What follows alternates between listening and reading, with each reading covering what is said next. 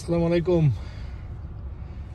আজকে লয়েড মিনিস্টারে প্রচণ্ড ঠান্ডা। গতকাল রাত থেকে তুষার পড়তেছে, এই যে দেখেন টুকটাক পড়তেছে পেজা তোলার মতো। টেম্পারেচার হবে -15-14 এরকম। তো একটু আসলাম ওয়ালমার্টে টুকটাক কিছু ইফতারির আগে ইফতারির কেনাকাটা করার জন্য ফল ফুড কিনবো।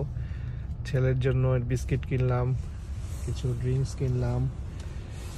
এখন চলে যাব ছেলের বাসার দিকে।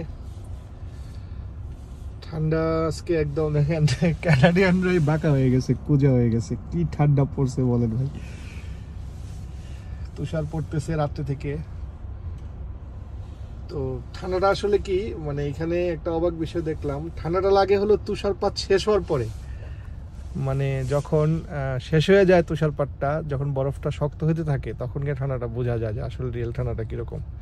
আমার মনে হয় আগামী 2-3 দিন এটা 15 থেকে 20-25 নেমে যেতে পারে। কারণ লয়েড মিনিস্টার পেরি স্টেটের পরে সাসকাচুয়ান আর আলবার্টার মাঝামাঝি একটা শহর, এখানে আসলে প্রচণ্ড ঠান্ডা পড়ে যায়। তো ঠিক আছে, ভালো থাকবেন সবাই, আমাদের জন্য দোয়া করবেন যাতে রোজাগুলা আলহামদুলিল্লাহ ভালোভাবে শেষ করতে পারি। আর গতকাল যেটা হয়েছে, কানাডাতে আপনার day light saving time adjust হয়েছে, 1 ঘন্টা আগে গেছে। এখন আজকে থেকে যেটা হয়েছে, বাংলাদেশের আর কানাডার ঠিক 12 ঘন্টার ডিফারেন্স। আমরা যেখানে থাকি আলবার্টার লাস্ট প্রভিন্সের লাস্ট সীমানায় এখন যেখানে আছি আমরা, ঠিক 12 আওয়ার্স ডিফারেন্স। তো ঠান্ডা লাগতেছে।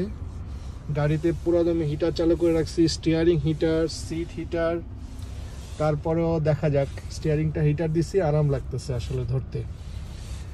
তো এই পর্যন্তই, ভালো থাকবেন সবাই, আমাদের জন্য দোয়া করবেন। আসসালামু আলাইকুম।